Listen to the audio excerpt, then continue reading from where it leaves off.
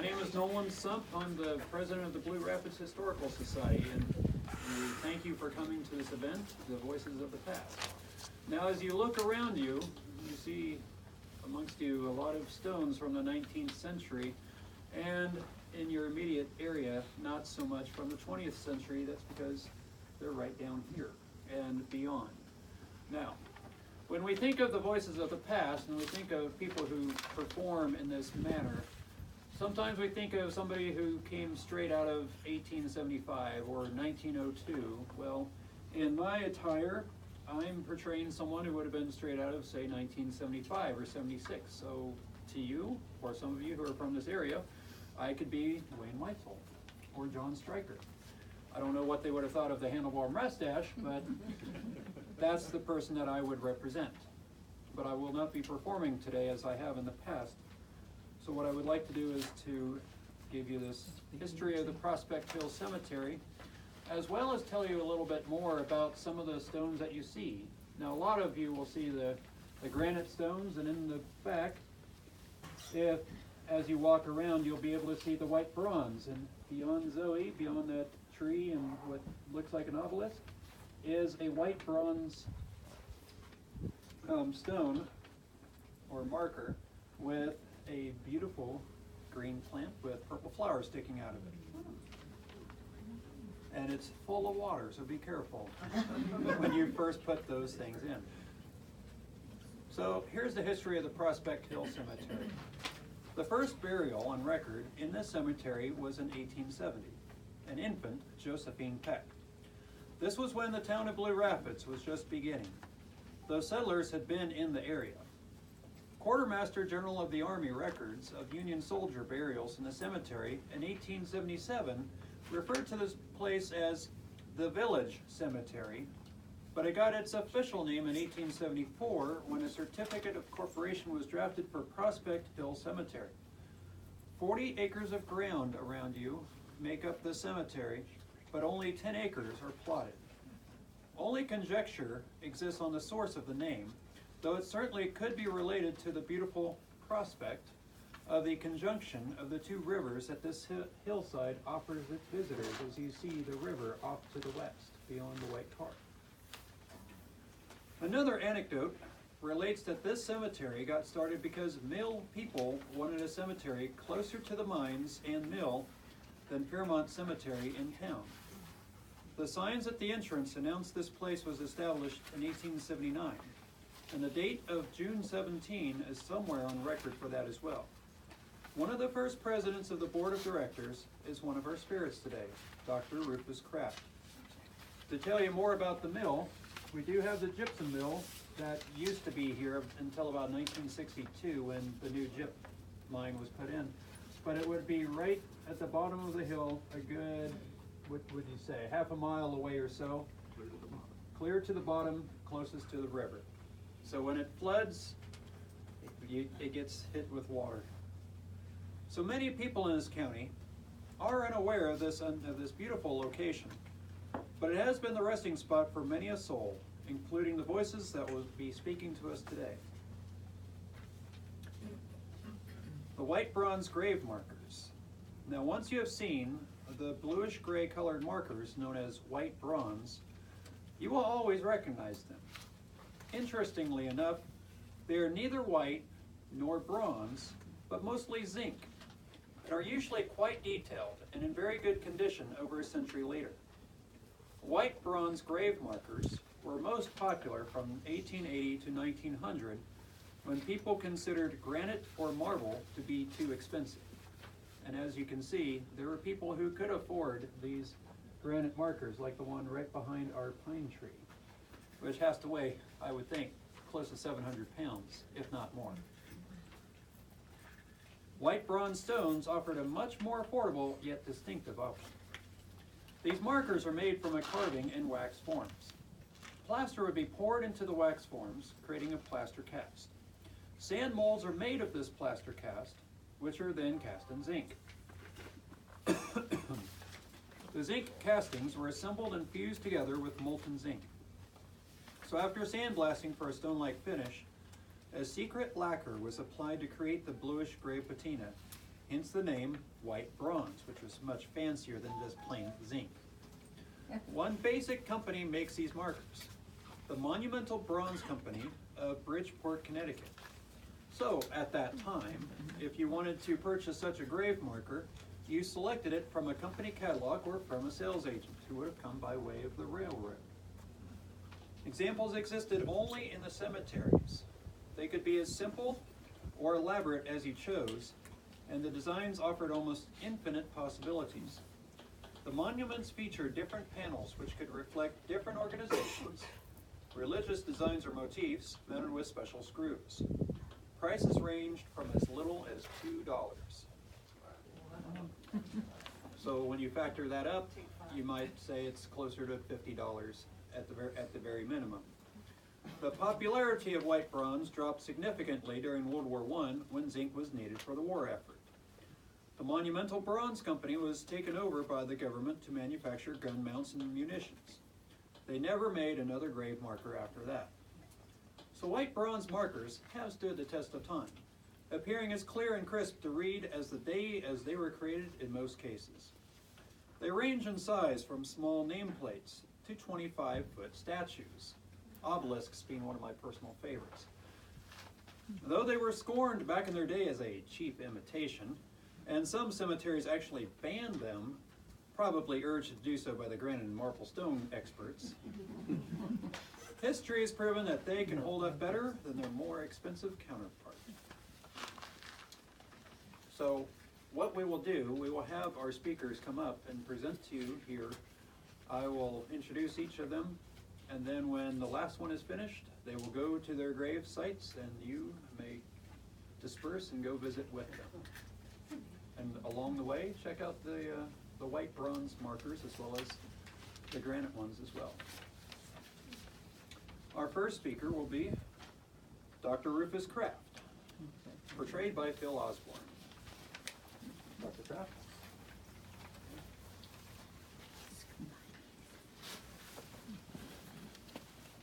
Good day. I portray Dr. Rufus Swain Kraft. Born in 1831, I was quite influential during the early years of Blue Rapids, a keen businessman and the only doctor until my death in 1908.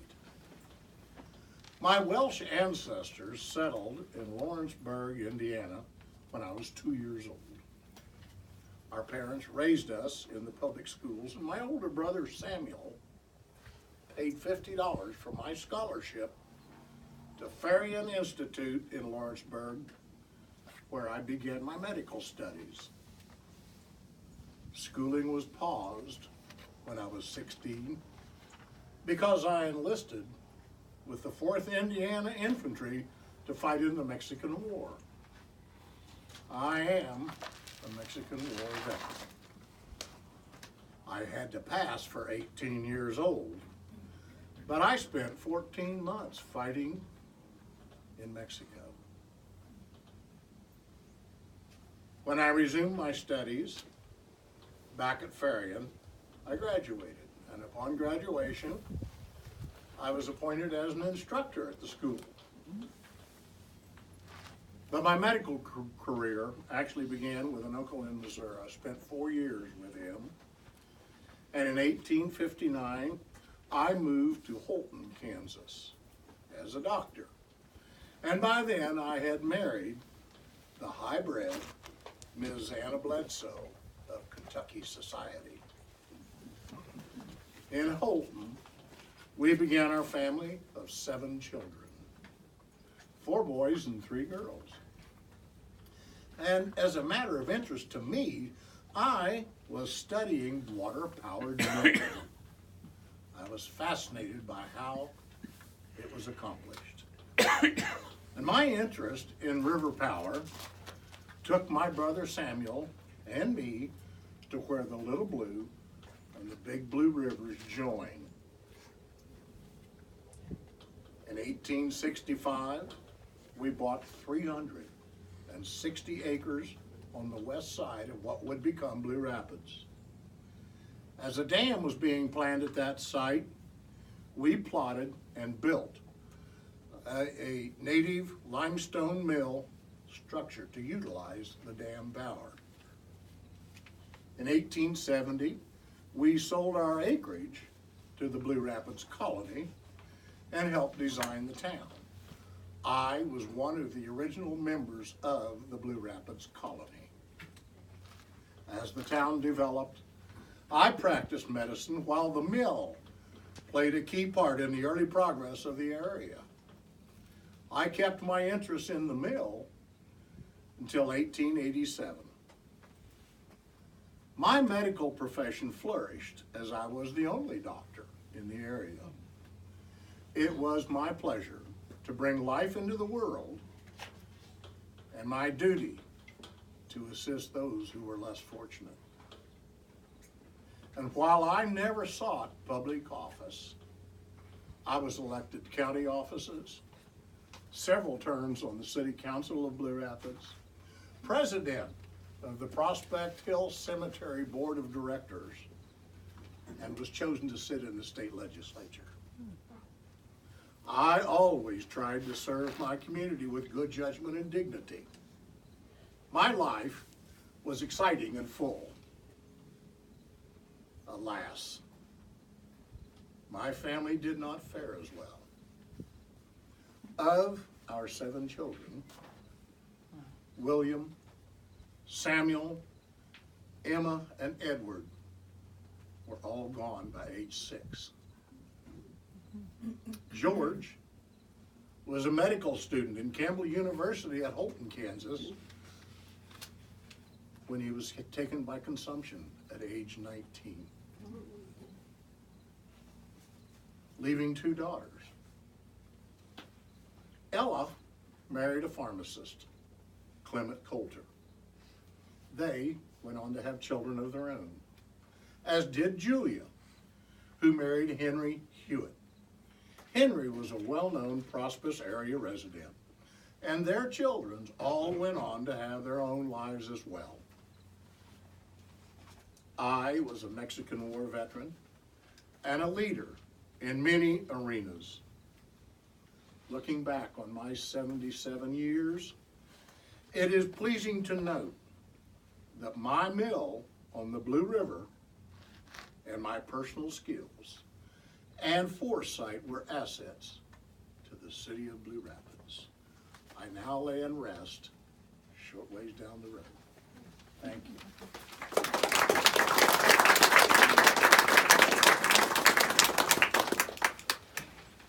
Before we go on to our next speaker, we have a few people that we want to thank. We need to thank our reenactors for coming here and portraying their characters. We need to thank the Board of Prospect Hill Cemetery for allowing us to use this place. Megan Gray from the Valley Heights Media and Technology class designed and printed these programs for us, and the posters as well, as you might have seen. Andrea Scala, who is one of our board members, has taken pictures for us and has used them in media and programs, and no doubt on Facebook as well. Connor Nolte is here today. He's looking at me with his camera. He is here to record and photograph this event. We also want to thank the Marysville Area Community Theater and Pat Breeding for the costumes. Sue Saunders, who's around here as well. We want to thank her for coordinating our event with Boss Nationals and providing us that very delicious food.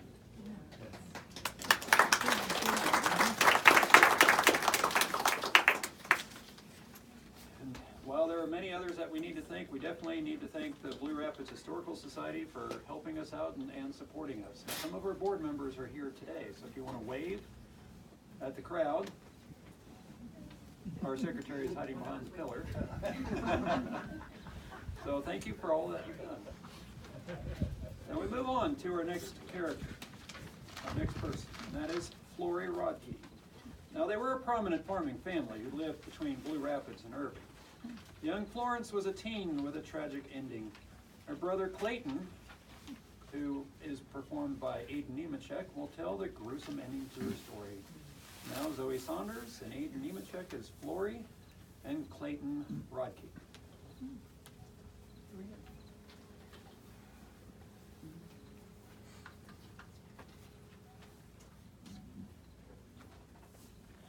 My name is Florence Ida Rodkey.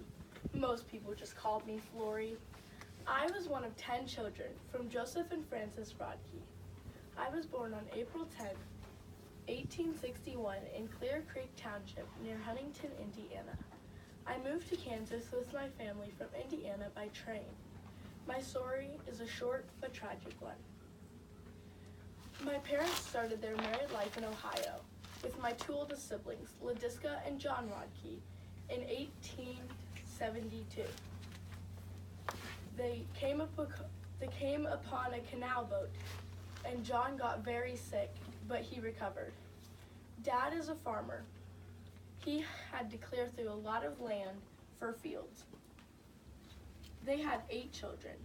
Esther, poor Davis, who died a young baby. Clayton, whose I'm his favorite. Lincoln, Frances Ann, me, Lucinda Jane, we call her Jenny, and Grant. Life in Indiana was a life of settlers, but we got along okay. When it was time for Father to let us to go to school, he blazed a trail through the woods so that we could have a path. We had to really rely on ourselves and the resources because it was a new country and there were only 4 or 5 families in the neighborhood at the time. I guess we all moved to Kansas because of my oldest sister, Ladiska, who was around 10 years older than me. She got married in 1878 to Charles Knowlton, and from there, they moved to Blue Rapids, Kansas. We visited them a year later, and we fell in love with the beautiful countryside, the Blue River Valley, and the rich soil.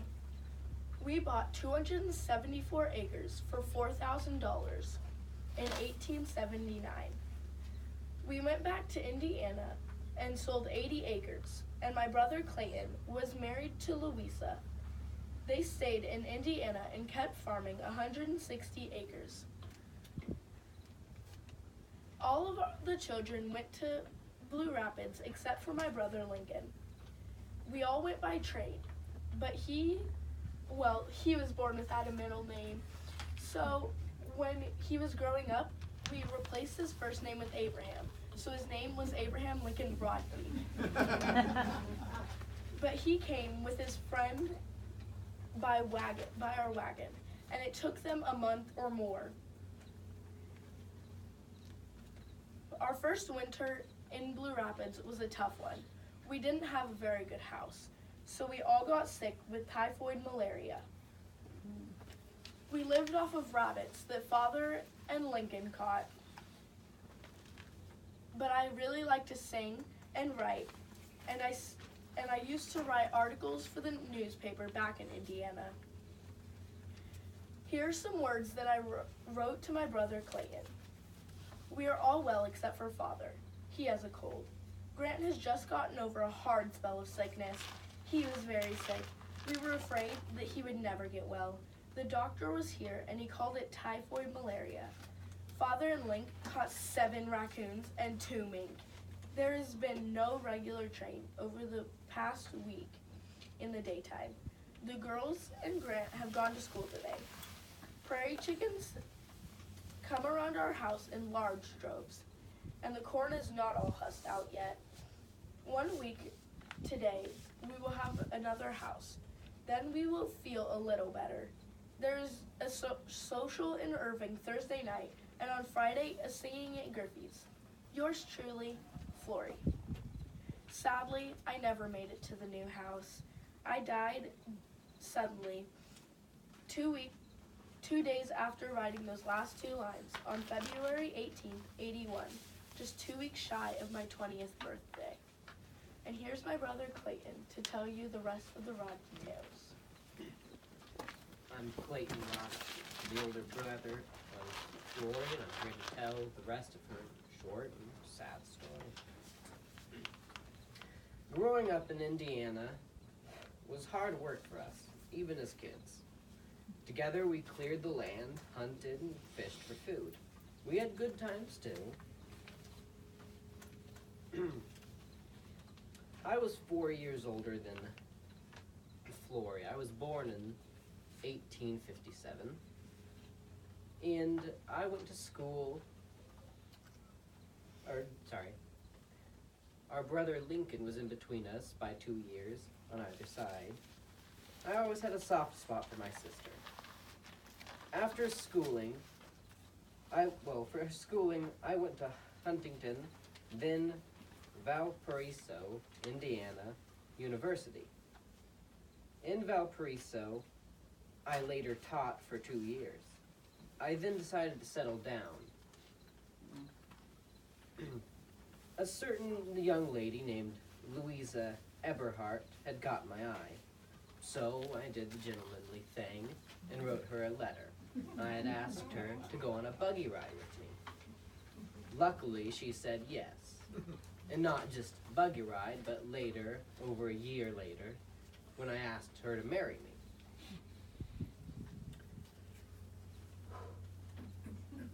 That year, my parents and the rest of my family went to visit my oldest sister, Ledeska, in Kansas with her new husband.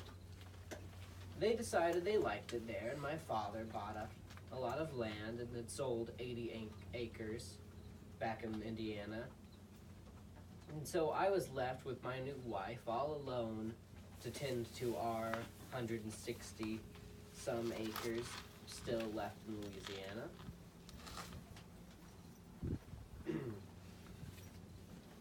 So I had to keep the farmland producing. But while I was working the farm, tending to my new family, Flory wrote letters from Kansas. In the winter that year, Grant and Father got sick first, and then the rest of them. Flory continued writing, and I had been hopeful that she wasn't sick, because, of course, she had continued correspondence between us. She also wrote about moving to a warmer house, which she never got to see, as she died very suddenly after she took ill, after writing these letters. Ledeska also died. She and Flory were buried in the Silan Shade Cemetery in Irving.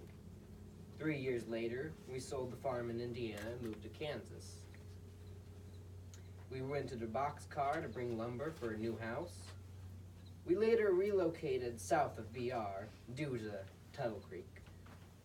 In 1916, Mrs. Palmer bought the land Flory was buried on. She decided everyone whom she wasn't related to would have to be moved. So my brother John and I had to exhume our dear sister. It had been 35 years since she died. So, as we were digging up the casket, it fell apart. And Flory's skull rolled out.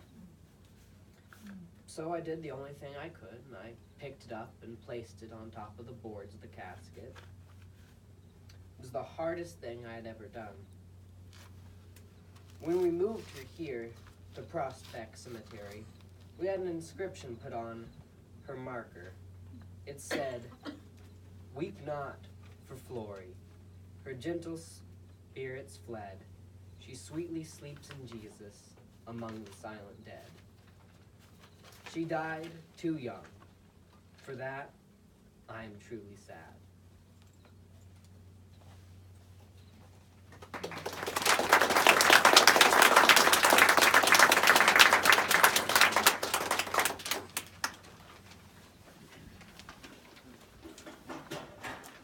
Now, when you go past these gravestones, you're going to see perhaps inscribed upon them, or next to them, such insignia as the Grand Army of the Republic, or a Masonic marker, or the Odd Fellows.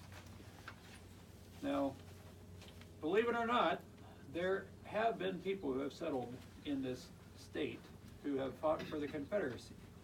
Our next speaker is Captain Benjamin P. Jenkins, a Confederate soldier from Missouri. He's portrayed by one of our newcomers to the community, Jerry Zayas. And we will listen to him and see what he has to tell us.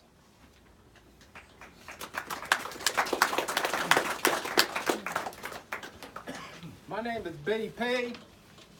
Jenkins, that is. was born in 1833 in Lexington, Kentucky. Transplanted to Missouri. Farmer by trade.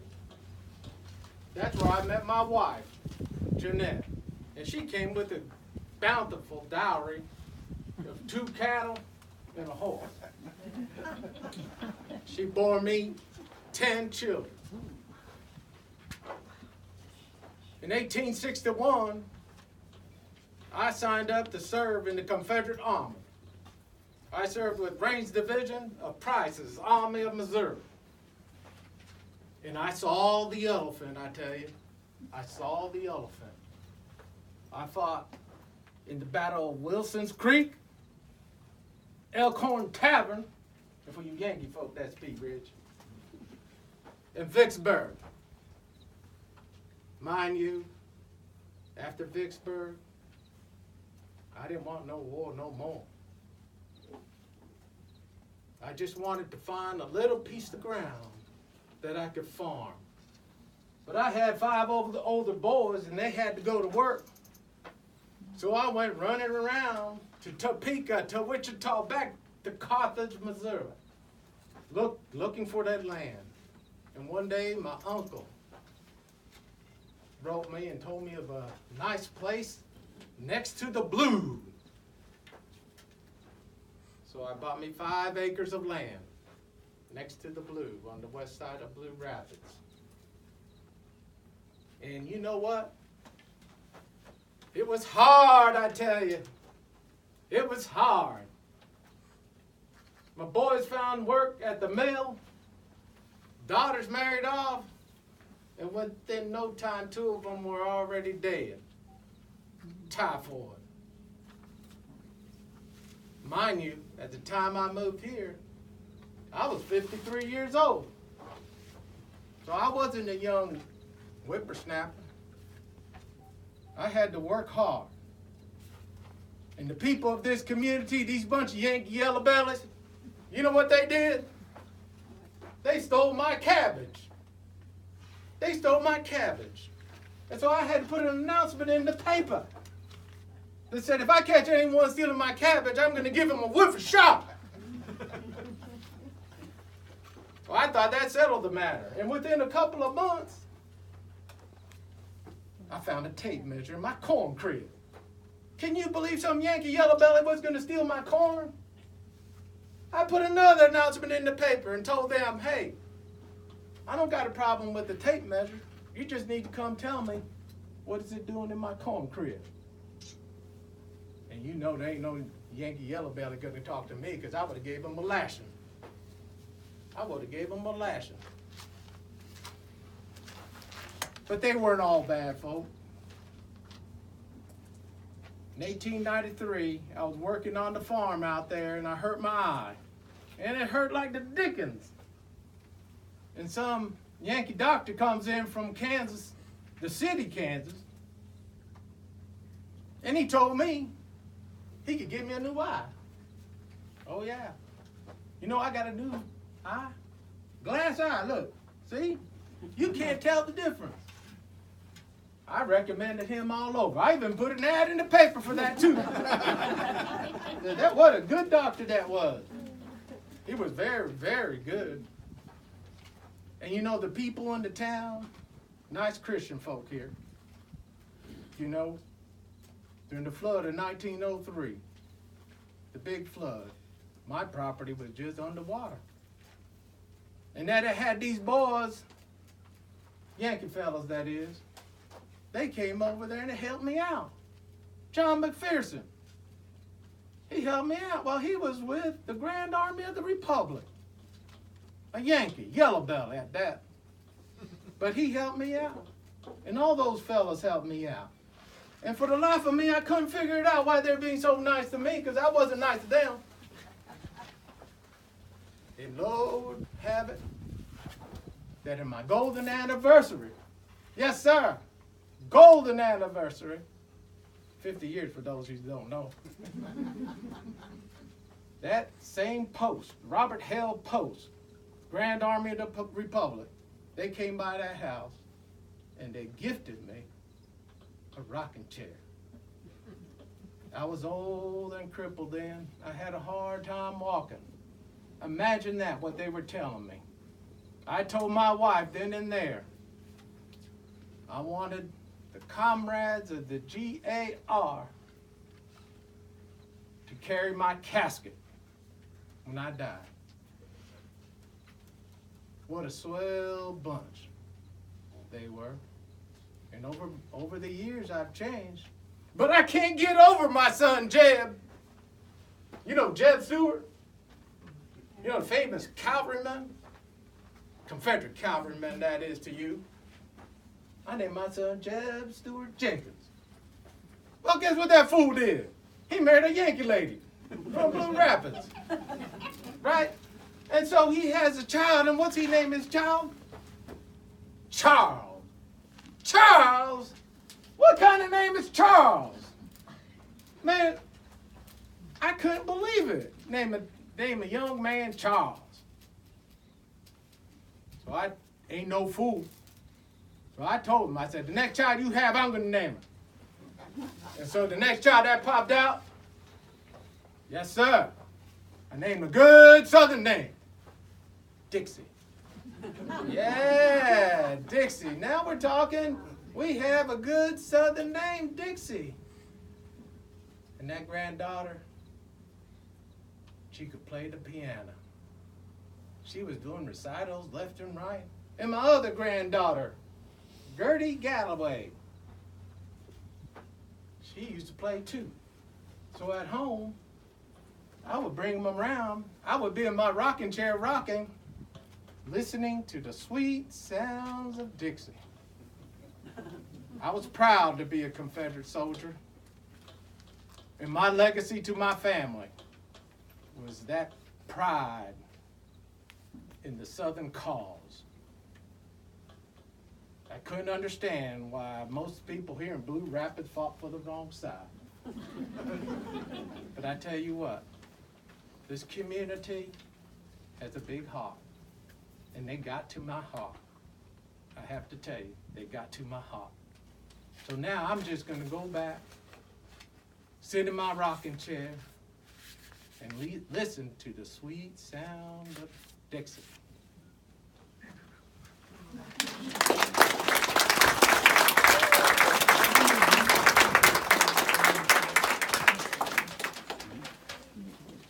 Well, I hope you've been enjoying our speakers so far. We have 2 more to go. Our next speaker, she comes from a prominent cattle family, which, as you know, around you we have good acreage of farm ground and we have an abundance of hills and water for livestock. Now, Pat Osborne is going to be portraying Ethel Yerrick Morgan. Now, their daughter Gwen served as a journalist for the Chicago Tribune, which at that time, which I hope it still is, was quite a prestigious newspaper at that time. So, with no further ado, we have Mrs. Morgan.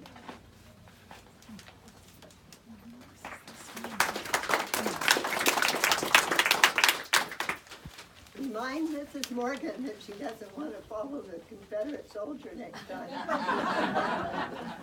Wow. And he's new to our community and you think he'd been here forever. Well, my family was pretty much here forever. In fact, I was born here in 1881. And my parents, well, my name is Ethel Yerrick Morgan. And my mother's parents lived on the Hereford Farm south of Blue Rapids and just slightly east. And they were married, my parents were married right here in Blue Rapids. They took their honeymoon trip right on the Central Branch Railroad and went west. I don't know how far they made it. They never discussed that kind of thing with me. But anyway, that's how they honeymooned. I went to Bethany College, also, I'm sorry, KU. In 1903, I married this handsome Edgar Morgan that I had met.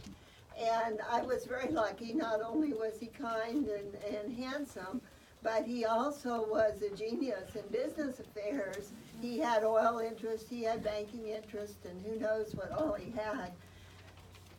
When my dear father died in 1904, Edgar bought the farm and renamed it the Morgan Ranch, and many people around this area still refer to it as the Morgan Ranch.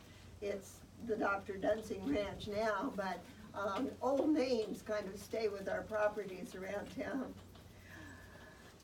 Now, my mother and father had planned ahead, as I said that my father had already died in 1904, but they had already done some planning on their burial plot, and that involved bringing up to this gravesite, which I'm standing looking at it over there right now, that they had this red Sioux quartzite stone that was huge, and it was on the ranch. Now picture that, and those of you that can turn and look over there, you see that.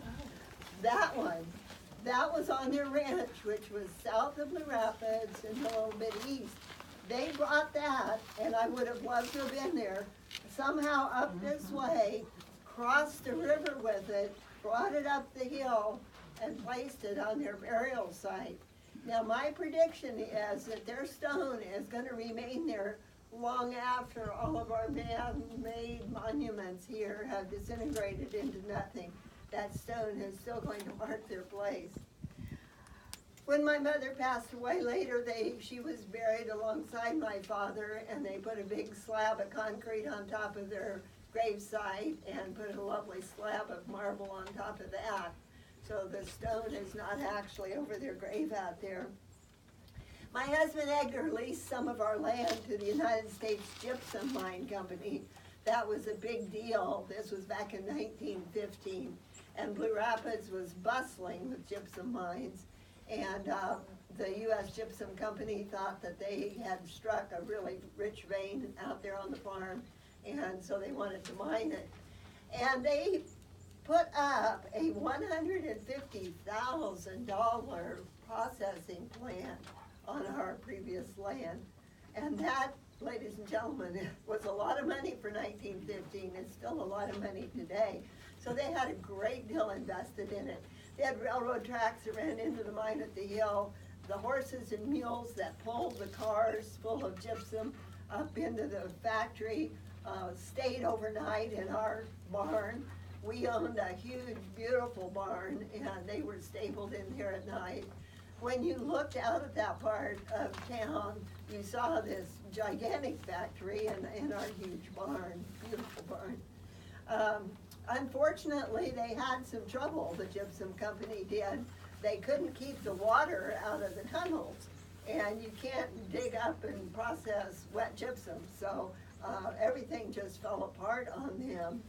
They took the factory apart, shipped it back east, and repurposed it, and I don't know what they turned it into, but anyway, it moved.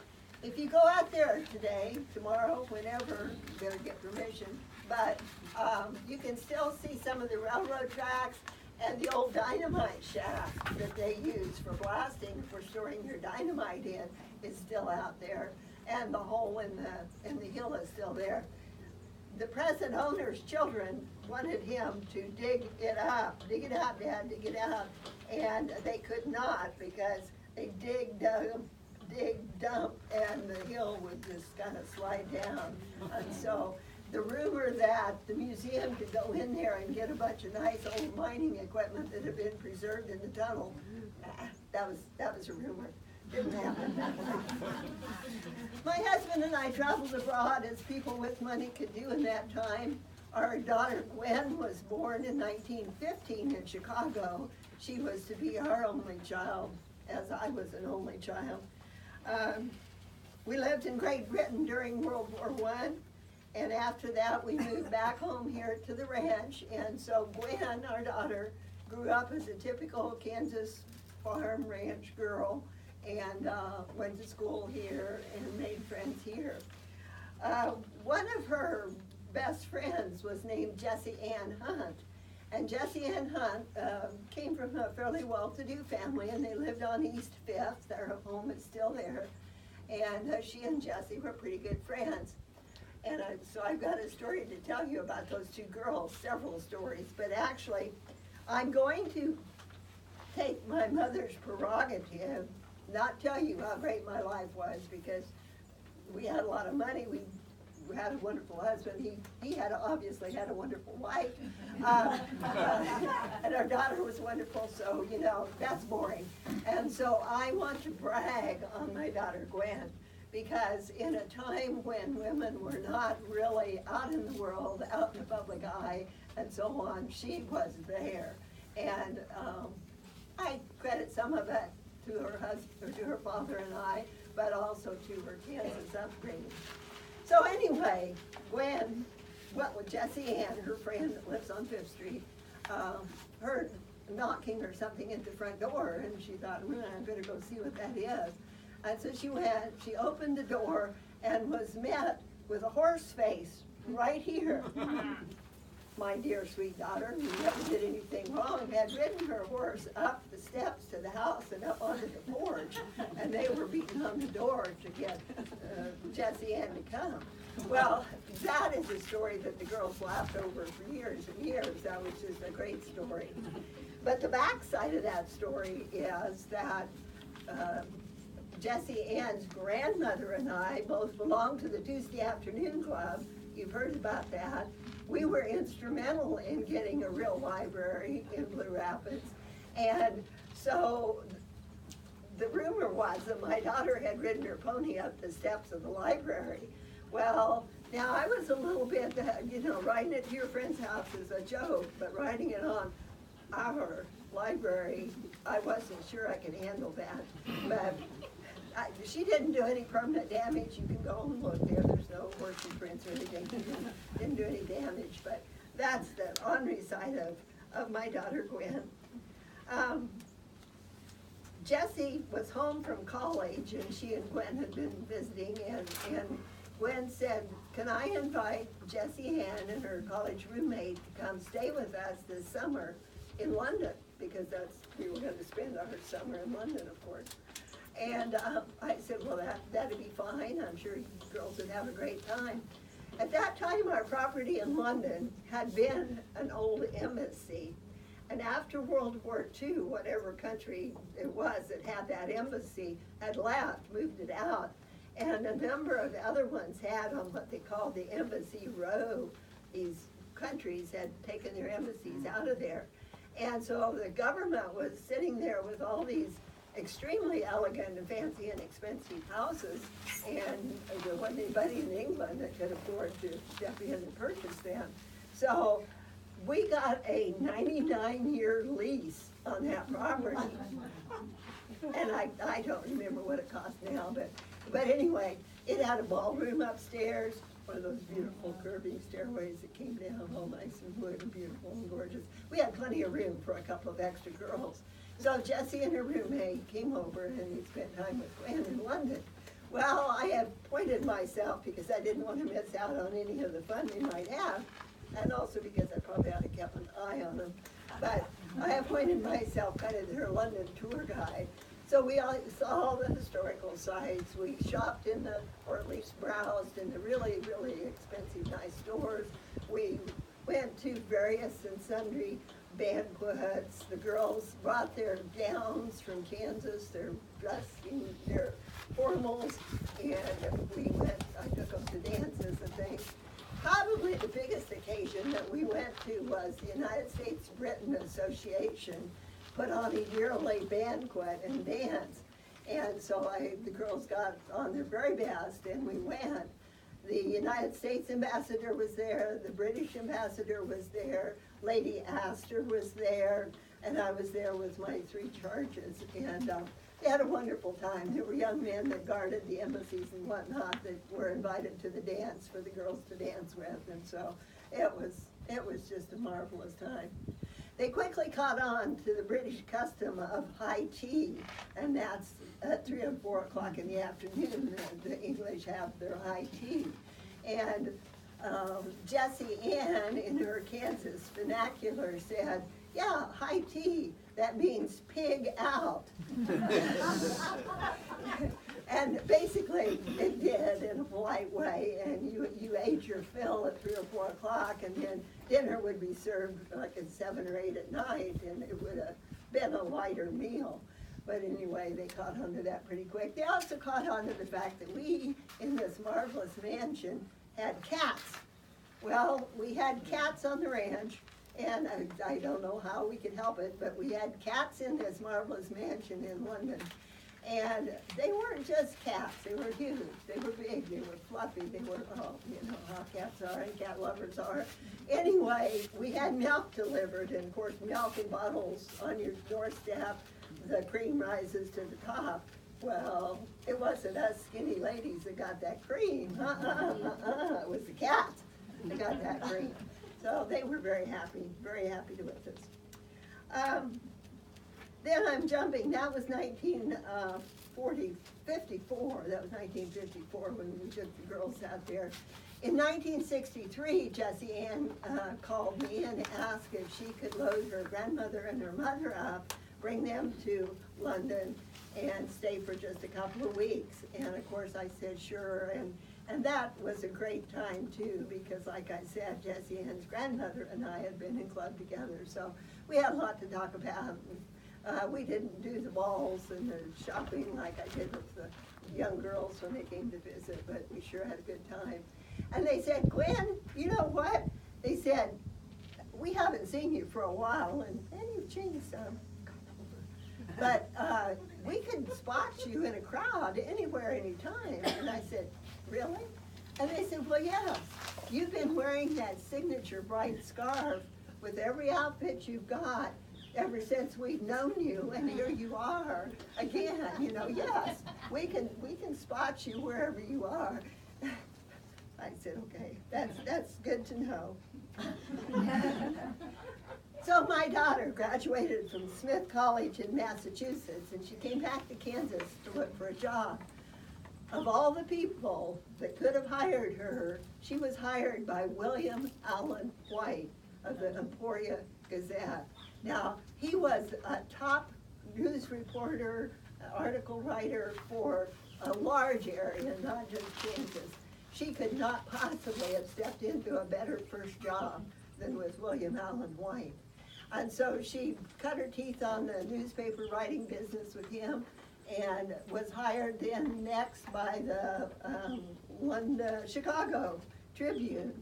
And they had an office in Chicago, but also one in London. She was sent to the London office. Oh, guess what? There was a young World War II news reporter there.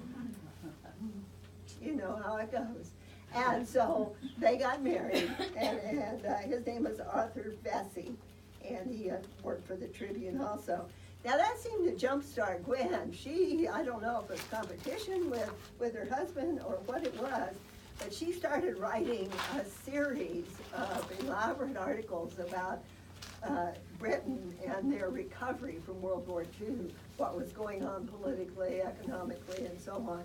And very much followed by the readers of the paper as to updates on what was happening around the countryside and things.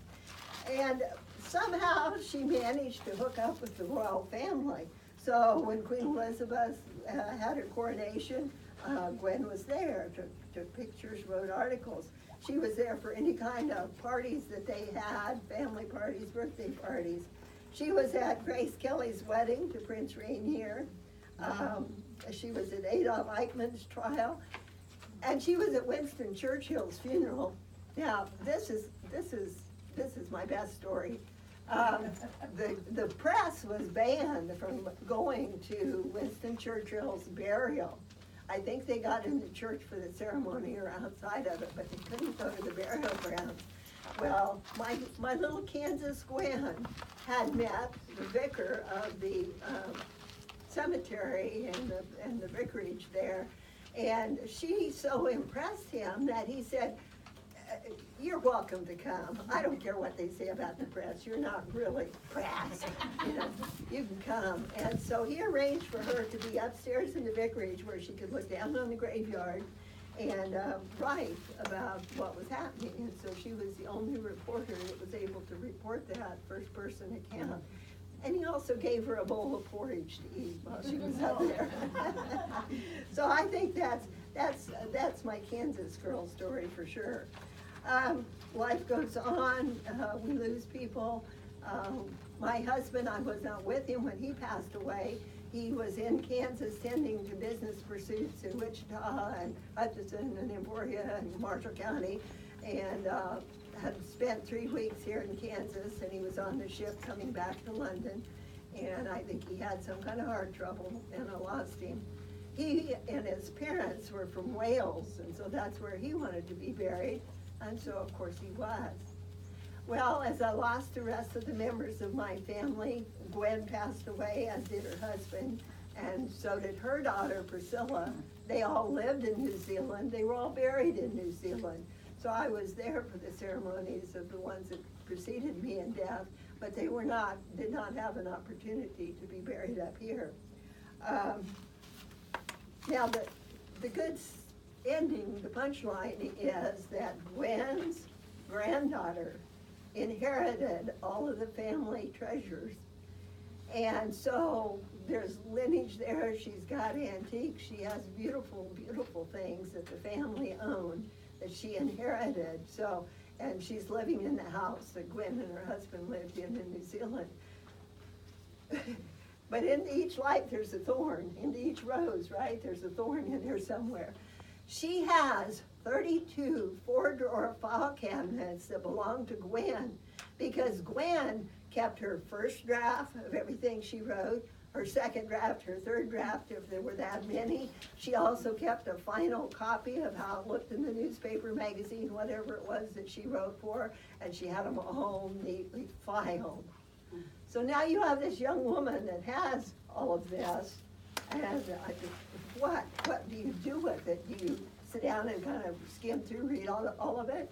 Do you pull out the ones that you want to keep for yourself personally, wonder who you're going to donate historically the rest of those articles to?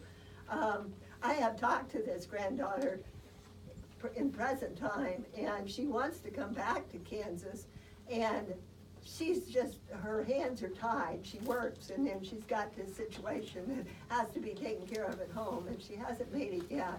But she's going to come back someday. I know she is. She's going to see Jessie Ann Hunt, who now lives in California, and we will bring her up here. We will take her to the ranch. There are things there that she needs to see that from her heritage, and definitely our last resting place up here, Prospect Hill.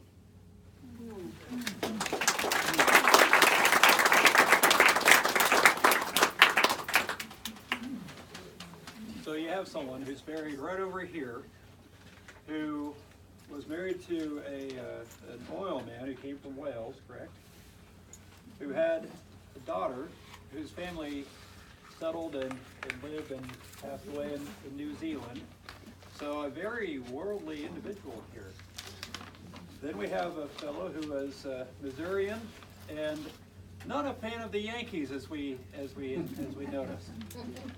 We have someone who passed away when she was young, representing many who passed away early in their lives, and one who is a prominent doctor and one of her founders and a person who is interested in the milling industry. Next up is Edward Drennan.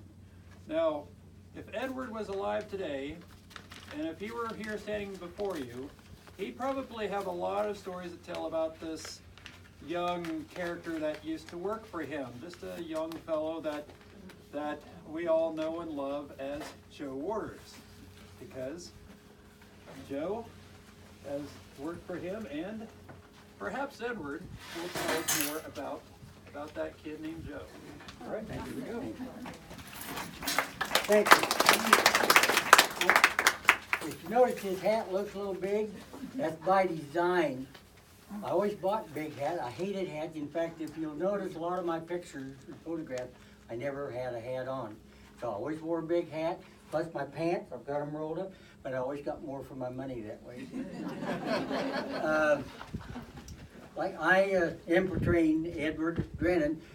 My father and mother, John and Mary Drennan, were among, and our family were among the first white settlers to settle in this area. There's a few Indians running around, but we were among the first white settlers. Going back a little bit, I'll tell a little bit about my father, John. As a young man, he wanted to see the world. He was from Ireland, and so he set out for the United States. went to California to the gold rush. Never found any gold, so he went on to Australia. He never found any gold in Australia either. He suffered from Asiatic cholera, practically died, but survived it, went back to Ireland, and married my mother, Mary. On the birth of their 8th child, William, they decided they would come back to the United States and to Kansas. So they sailed to New York City on the ship City of New York. Now this was before Ellis Island, so they just came aboard and took off on a train and arrived at the end of the line in Waterville, Kansas. From there they moved to Irving, Kansas and lived a few months there. And at that time my father was able to purchase some land from the Missouri Pacific Railroad 2 miles east of Blue Rapids. Most of you know 2 miles east of Blue Rapids, that's where the big round barn is that you see today. And then that's where I was born, Marshall Countyan and a Kansan. I was the 10th child of 10 children, and being the youngest one, we at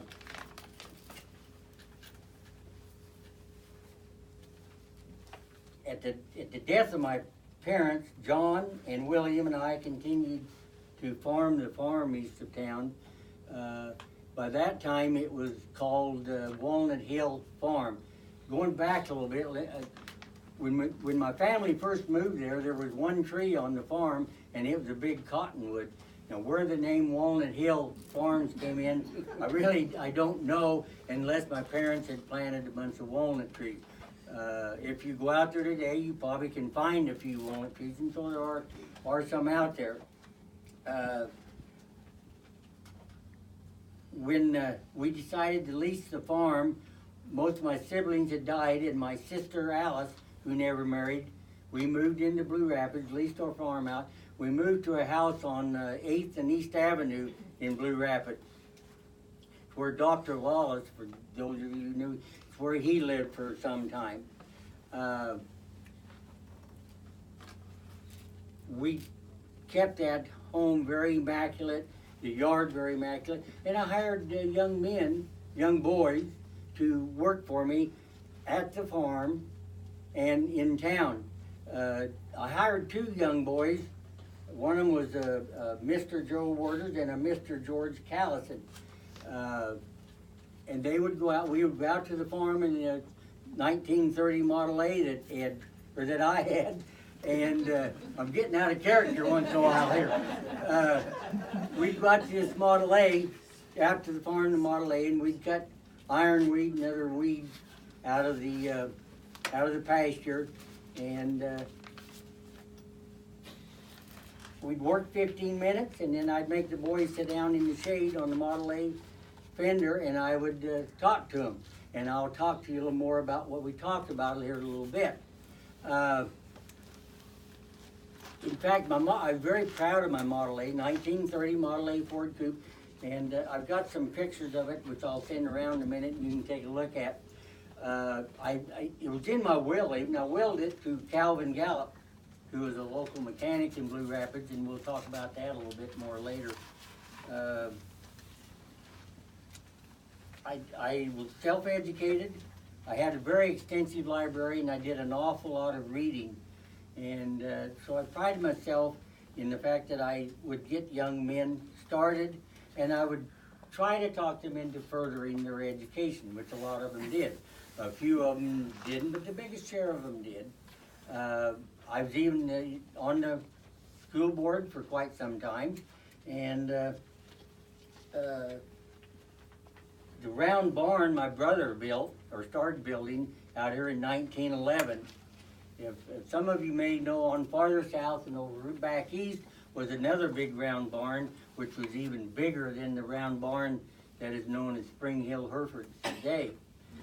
That was built by a member of our family also. when we moved into town, shortly afterwards, my sister Ann died, passed away, and I hired a lady to keep house for me by the name of Bertha Brooks, who was the wife of Louis Brooks. Some of you may know Louis. He was a character all of his own. Bertha was a very fine bookkeeper, or housekeeper, and she kept house for me until I died on December the 30th, 1961. Now, if I may, with or without your permission, I'm going to step out of Edwards and become Joe and tell you some of the stories about Ed as I remember. Like I said,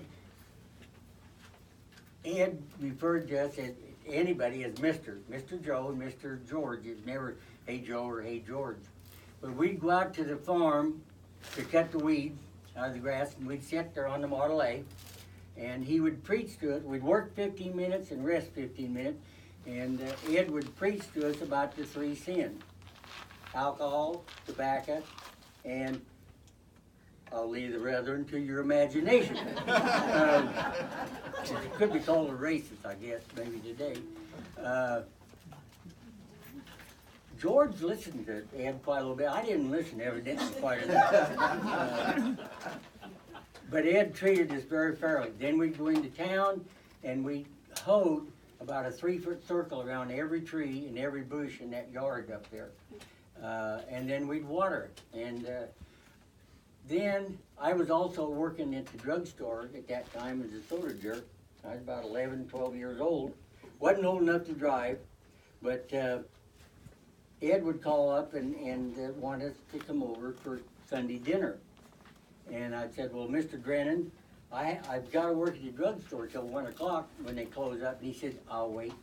We'll have dinner then. So we did.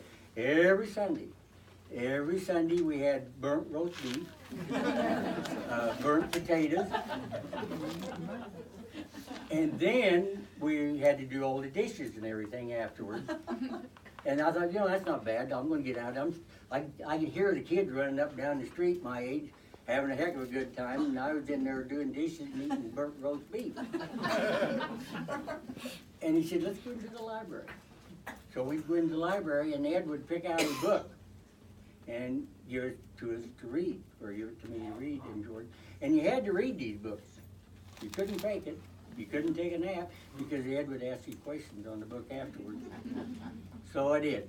Then going back out to the farm one day, we was out there. At that time, George couldn't go for some reason, so another elderly gentleman, Emil Scala Sr., went out with Ed and me, and we were cutting the weeds, etc., and we got ready to go home. And I don't know whether I know the Peak twins know about Model A's, and there's a few other people, but Model A's had the hand throttle and they had the spark arrestor on the left side. And we went to come home, and Ed hit the key, and then it went but. He pulled the hand throttle clear down. But. Something's wrong here. I said, Mr. Drennan, push on that thing on the floor there, which was the foot feed. And he pushed on the foot feed and went, but. The linkage had broke on the hand throttle.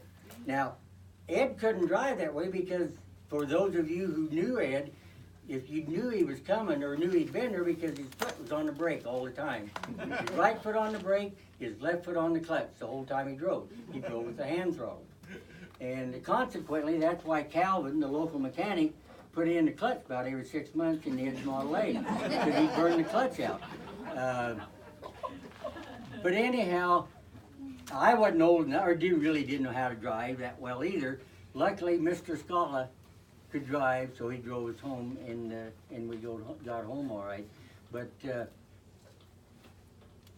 every Saturday morning, Ed would drive his Model A down to the barber shop, and he would get a shave. He didn't shave during the week, but on Saturday morning he'd drive down, and that's when the barbers still shaved people, and Ed would get his shave for the week. But I thought, eventually I had to quit, because I went on to other jobs and paid a little bit more money. But I was working as a bookkeeper at the elevator, and Mr. Drennan would come in to settle up for his grain and stuff, and my boss, Alan Bardale, would ask him if he could help him with something, and he said, well, yes, I would like to sell my grain. but I'd like to have just 2 children or you just said enough. So evidently he didn't really dislike me very long. I mean, and he did teach me a lot, and later in life I did quit smoking. But anyhow, I've got, you know, if you come over to the graveside afterwards, well, we'll talk a little bit more about it. But that's my story and my fond remembrance of Ed Drennan. Thank you.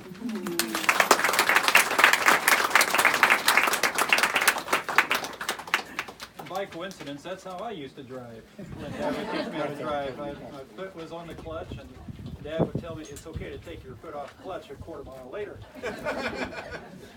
Now, what we will do, each of our performers are going to go to their grave site, and you are free to go over and visit with them. And we have bottles of water over here as well. So thank you for coming here today. It's been fun having you all here, and have a safe trip home.